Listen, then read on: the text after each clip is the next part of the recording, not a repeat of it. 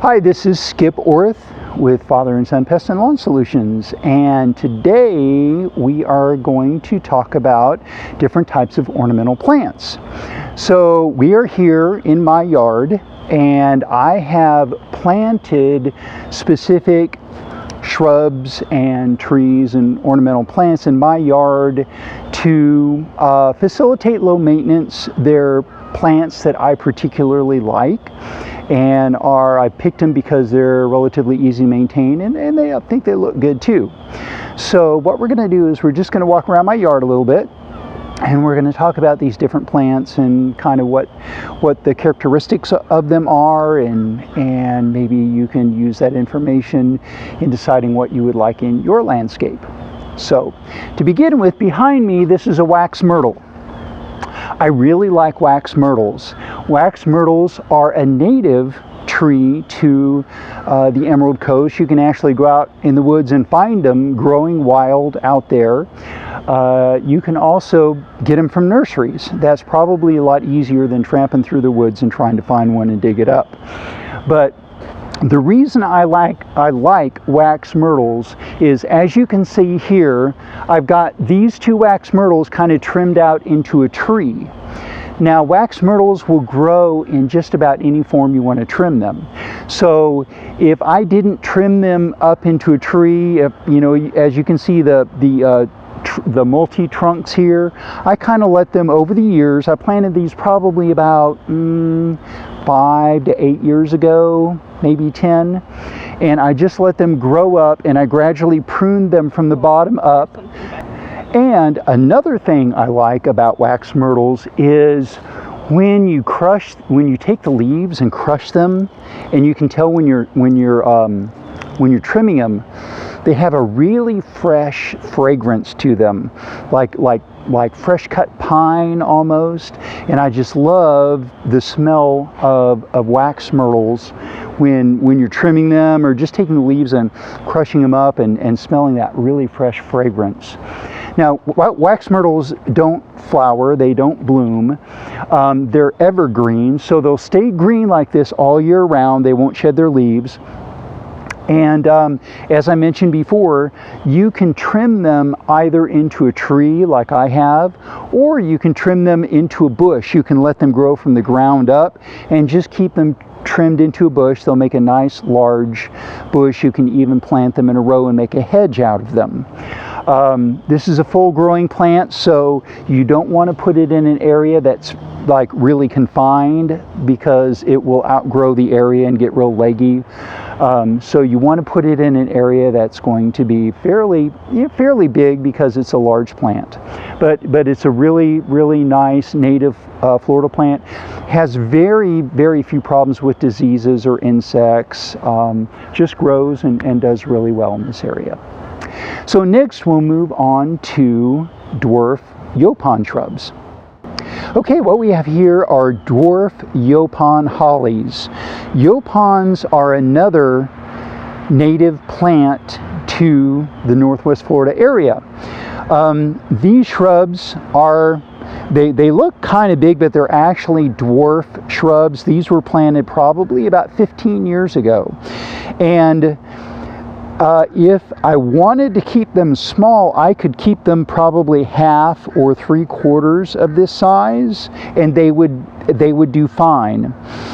Notice they have a very tight growing pattern, so you can shape these in just about any way you want to shape them. You can shape them in balls or squares or circles, or however you want to shape these, you can shape them.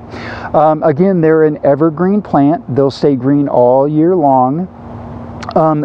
Since they're a native plant, again, just virtually no problems with diseases, insects, anything like that. Very low maintenance. Dwarf plants typically grow very slowly, so they don't require trimming very often, maybe once or twice a year, and that's about it. Another thing is, a lot of times people get these shrubs confused with boxwoods. Boxwood shrubs have a very similar growing pattern, have a very similar leaf, and color. However, the leaves are a little bit rounder. The leaves on this dwarf Yaupon holly are a little bit oblong. However, the key difference between the dwarf Yaupon hollies and the boxwoods is that boxwoods are not native to this area, and they many times have a lot of problems with root disease. So you'll see boxwoods where big sections of the plant will die off. So if you want a shrub that gives you a nice tight growing pattern and you can shape it and it stays relatively small, then Yaupon hollies are a much better choice than boxwoods are, because boxwoods have a lot of problems growing in this area. Okay, so next we're going to move on over and look at a Cleyera. Okay, here is actually one of my all-time favorite shrubs. It's a Japanese Cleyera, and it's not native to this area. However, it grows very well in the Northwest Florida area, and it's very hardy. Again, it's an evergreen shrub, so it stays green all year long. It doesn't shed its leaves, and as you can tell, it forms a very dense growing pattern. This shrub, one of the things I like about it, it produces these pretty red.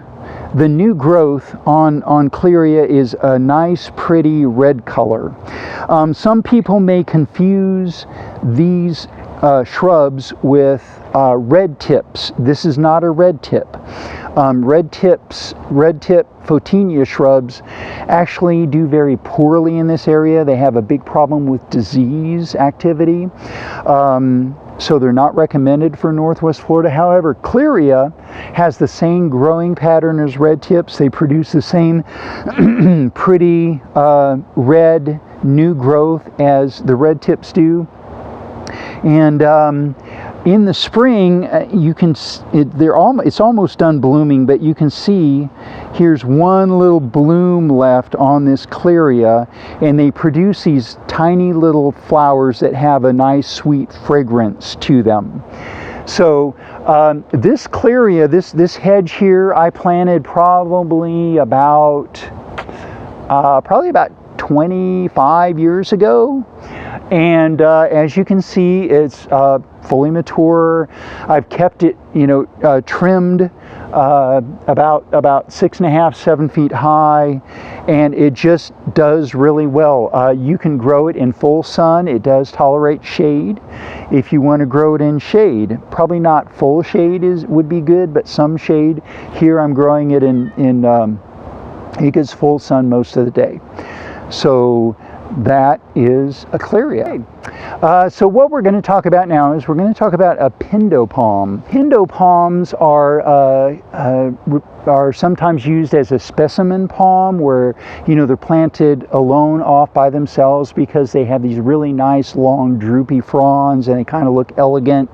The thing I like about Pindo Palms, growing them in Northwest Florida, is they're extremely hardy. Very few specimen palms like this, or elegant palms, are cold hardy. However, Pindo Palms are very cold tolerant. Up here in Northwest Florida, sometimes the temperatures can occasionally get down into the 20s or even the teens. Pindo Palms tolerate those cold temperatures very well, whereas other types of specimen palms with these long droopy fronds like Canary Isle Date or Sylvester palms, they don't tolerate the cold nearly as well. Pindo Palms have this kind of unique blue-green color. They're different than other palms that have more of a deeper green color. They have kind of a bluish tint to them. And one of the unique things about Pindo Palms is they actually produce edible fruit. So you can go up here and look at some of the fruit that's growing. This is a pod of fruit that's growing out of this tree. This fruit is not ripe yet. As a matter of fact, you can come over here and see some fruit that is ripening. I don't think it's ripe yet, but it's ripening.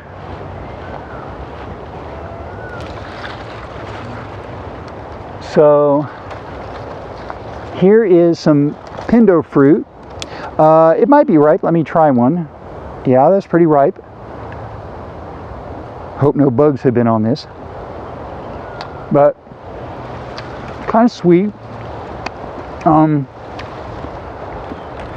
lot of people say they make jelly out of it, and it has a seed.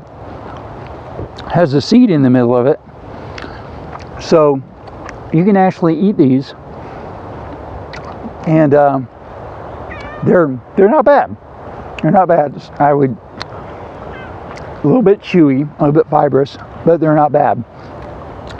And once these start producing fruit, you want to, if you're not going to eat them, you want to cut them off, because if the fruit falls on the ground like this, the fruit starts to ferment and it attracts insects and bees and stuff like that. Not good.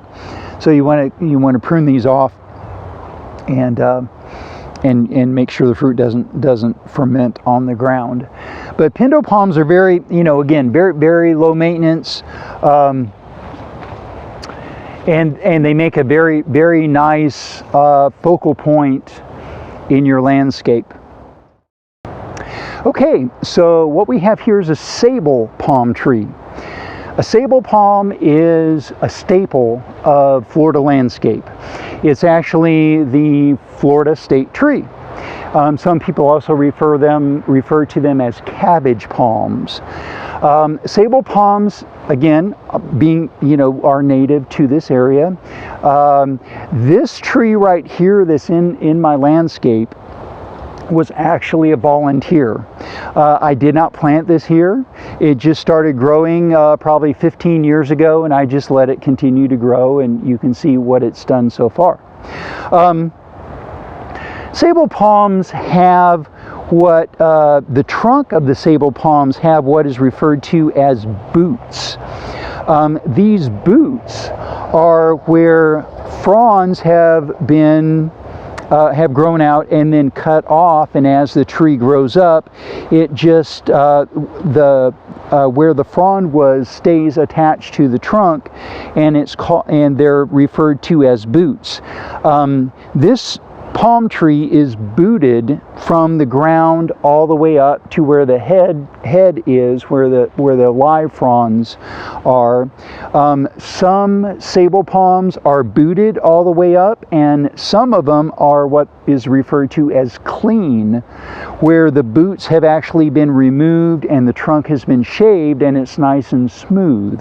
So either way, it doesn't really matter. It's just a preference as far as what you like the plant to look like, what you like the tree to look like. Soble palms are not container grown. They're not grown in nurseries. They're actually harvested from areas, usually around the Big Bend area of Florida is a very popular area where palm trees are harvested, and they're taken out of the swamps. And if a palm tree is growing in an area where it gets full sunlight, the boots will stay attached to the trunk, and when they harvest the tree, the boots will still be on there. However, if the palm tree is growing in an area with a low light area and maybe a high, it's really moist, these boots will have a tendency to detach themselves and fall off. So when they harvest the tree, they just pull off all the old boots that are coming off and clean the trunk up a little bit and sell it as a slick or a clean trunk palm. Soble palms, again, very low maintenance. All you have to do is trim them once or twice a year. This one I don't see now, but usually in the spring and summertime they produce seed heads, and these seed heads can be very messy. They produce hundreds, even thousands of little black seeds, and if those seeds fall on like a patio or driveway or a pool deck, those seeds can stain those areas. So it's a good idea to remove any of the seed heads from the palm tree before they mature, so that you don't have to go through that mess. Those seed heads will also, when they fall on the ground, they'll also start growing baby palm trees. And if you don't remove those seed heads all around the palm tree, you'll have these little sprouts of baby palm trees growing up, which can be a big maintenance issue. So that is the information about a Soble palm.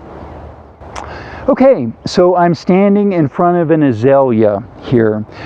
Believe it or not, this azalea is probably 6.5 feet high, and probably about a good 20 feet in diameter, I'm going to guess. I actually planted this and all these other azaleas around here. I planted this probably, again, about 20-25 years ago from a little container. It was probably that big when I planted it. There are several varieties of azaleas, and different azaleas have different growing patterns. This happens to be a pink Formosan azalea. It's one of the most common azaleas around that you see, and in the springtime it produces these really bright pink fuchsia flowers. One thing to note about all azaleas is that azaleas bloom off the previous year's new growth. So if you see all these little areas where I have new growth coming, little new growth stems, all of those, if I didn't trim those off, then next year they would produce, each one of those would produce flowers. Now, I will keep this trimmed, but I'll stop trimming this probably in about August, because from August through October it will still produce some new growth, which will give me some flowers for the following year. But I just keep it trimmed to keep, to keep it shaped and keep it looking nice. So again, there are a number of varieties of azaleas. We can step over here and actually look at a different variety of azalea. This one's more of a medium growing variety, and it produces red flowers. It doesn't, you can notice the leaves are a lot smaller than the Formosan. Here I'll for comparison's sake, so that's the Formosan azalea. This is the red, I don't really know the name of it, but you can see the difference in the size of the leaves. And while I've got this leaf here, let me show you this. You notice how it's speckled and spotted. Well, on the back, you can see where it has areas where lace bugs have been feeding on the back of the leaf, and that's what's causing this variegation in the leaf. Lace bugs aren't deadly to azaleas. They'll cause discoloration, as you can see here, and you can treat for them, but it's not a huge concern because they're not going to cause the plant to suffer, die, or decline, or anything like that.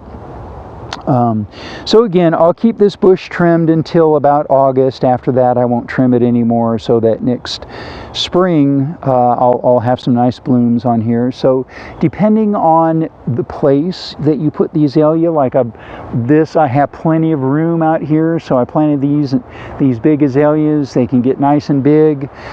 Here's a little bit more confined area, so I wanted a smaller plant here. So depending on where you're going to put the azalea, just ask your nursery, wherever you go to purchase the azaleas, how big they're going to get, whether they're a dwarf, medium, or full-size azalea, and decide that before you put it in the ground, so that thinking 3, 4, 5, 10 years down the road, you're still going to have the right plant in the right place. Okay, so while we're right here, I'm going to talk to you a little bit about jasmine. Hello, Tigger. That's my cat, Tigger. So this, again, is one of my favorite plants and favorite ground covers. This is Asiatic Jasmine. And this jasmine has been here probably about the same as all the other plants, about 20-25 years. And the thing about jasmine is that you can shape it with a weed eater or a hedge trimmer if you want to use one, and just make it kind of flow. You can see how I've got it flowing around this azalea down here, and you can make it, you know, do curves.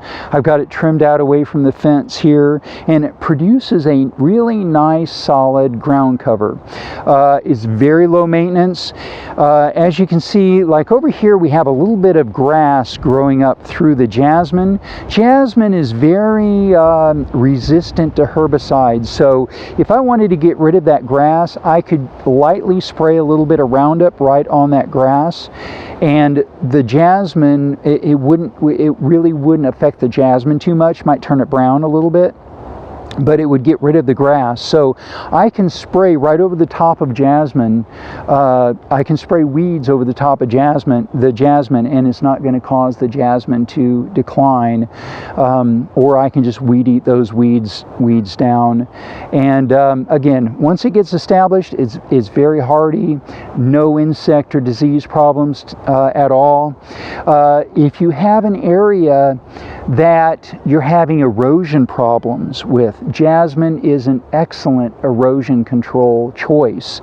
I know specifically of a house in our area that had they lived on the water, and their yard, between their yard and the water was a very steep decline of a couple hundred feet.